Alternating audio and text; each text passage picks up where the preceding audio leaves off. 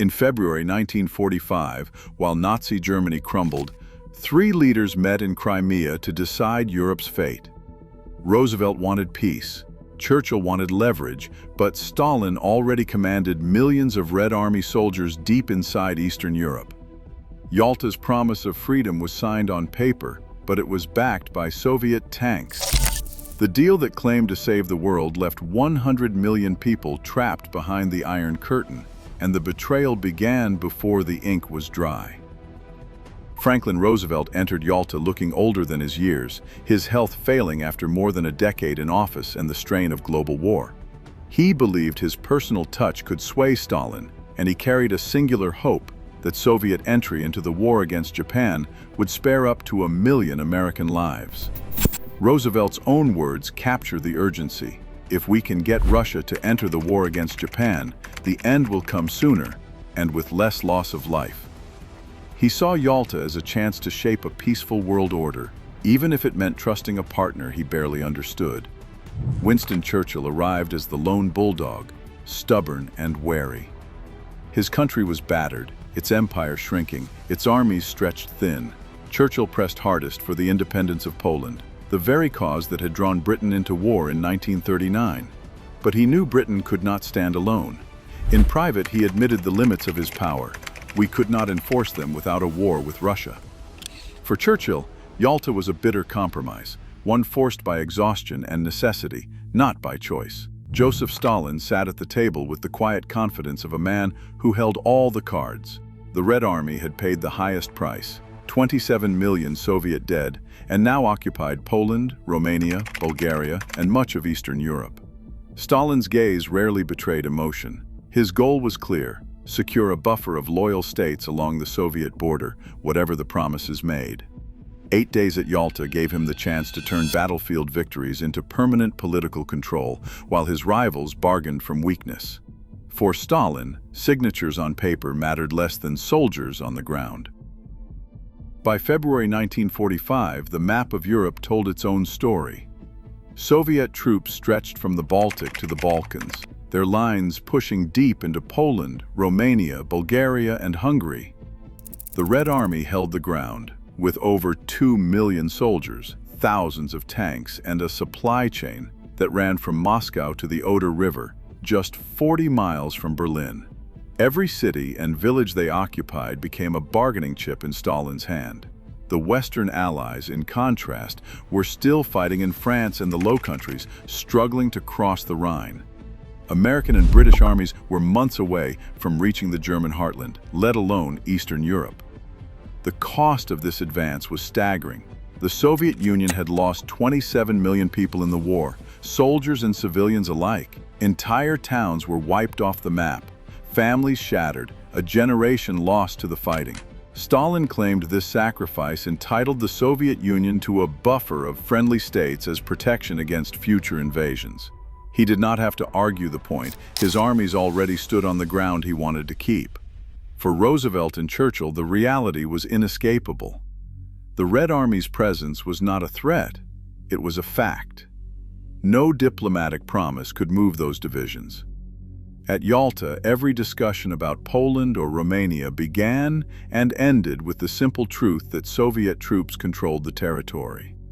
The balance of power was not measured in signatures or speeches, but in the number of boots on foreign soil.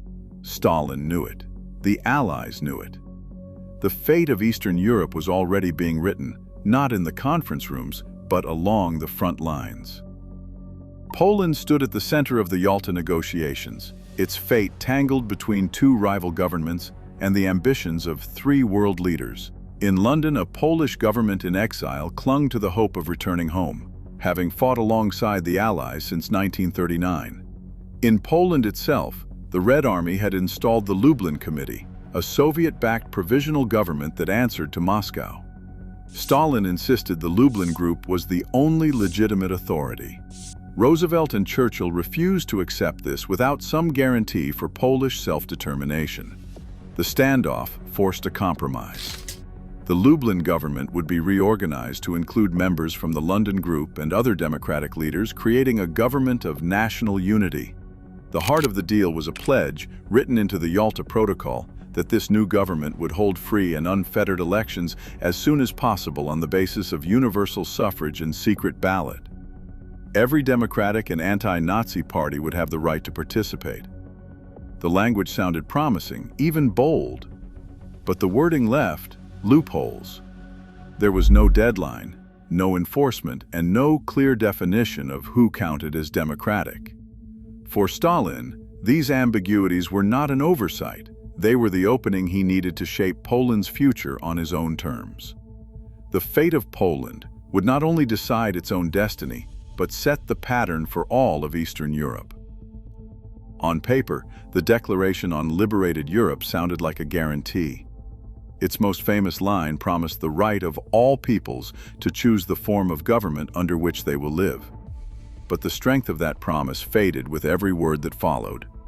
The document pledged that the Allies would assist liberated countries in forming interim governments pledged to free elections and would facilitate the holding of such elections. There was no mention of enforcement, no timeline, and no definition of what counted as a democratic party. Soviet Foreign Minister Vyacheslav Molotov worked behind the scenes to soften the language, stripping out any reference to international supervision or binding obligations. Where the Western draft spoke of ensuring free elections, the final text settled for facilitating them, an invitation, not a requirement. Even the clause about supervision was diluted, allowing for other appropriate machinery instead of Allied oversight. The result was a document filled with modal verbs and diplomatic hedges. Stalin signed without objection. The ink was barely dry before the loopholes became clear. Promises made in the language of hope were written to be broken by power. Within 3 years of Yalta, Stalin's promises collapsed across every country behind the Red Army lines. In Poland, January 1947 brought elections in name only. Opposition leaders were jailed, ballots were stuffed, and the Communist Party claimed victory. Hungary followed the same script that summer. Intimidation, arrests, and manipulated results drove non-communist politicians into exile or prison. Czechoslovakia's brief experiment with democracy ended in February 1948 when a communist coup swept away the last independent ministers. Foreign Minister Jan Masaryk was found dead beneath a government window. Romania and Bulgaria saw their monarchies abolished and communist governments installed by the end of 1948. East Germany never held a free vote. The Soviet occupation zone became a permanent one-party state. Across the region, secret police, show trials, and forced confessions replaced every promise of self-determination signed at Yalta. Franklin Roosevelt did not live to see the unraveling of Yalta. He died suddenly on April 12, 1945, leaving Harry Truman, a man barely briefed on the agreements, to face a new world order. As victory in Europe approached, the United States and Britain began pulling their armies home. By late 1945, millions of Allied soldiers were mustering out, eager to return to civilian life. Soviet forces, by contrast, stayed entrenched across Eastern Europe, their numbers undiminished. The American atomic monopoly offered no practical leverage. No one in Washington or London was prepared to risk nuclear war to push the Red Army back. Public exhaustion after 6 years of fighting made the idea of a new conflict unthinkable. Truman inherited not just Roosevelt's promises, but also the hard limits of what Western power could actually enforce on the ground. Nearly 100 million people spent their lives behind the Iron Curtain, a border not just of barbed wire, but of fear and silence. For them, political freedom vanished overnight. Secret police listened at every wall. Neighbors disappeared without warning, and families were split by borders they could not cross. In 1961, the Berlin Wall rose as the most visible warning. If you attempted to escape, you risked death. At least 140 men, women, and children were killed trying to flee East Berlin. They were shot by guards or drowned in the river that divided the city. Across the entire Iron Curtain, thousands more lost their lives in desperate attempts to reach the West. Uprisings in East Germany, Hungary, Czechoslovakia, and Poland were crushed by tanks and gunfire. For 44 years, a continent was divided, and generations paid the price for promises broken at Yalta. The price of trusting power over principle still echoes across Europe's borders.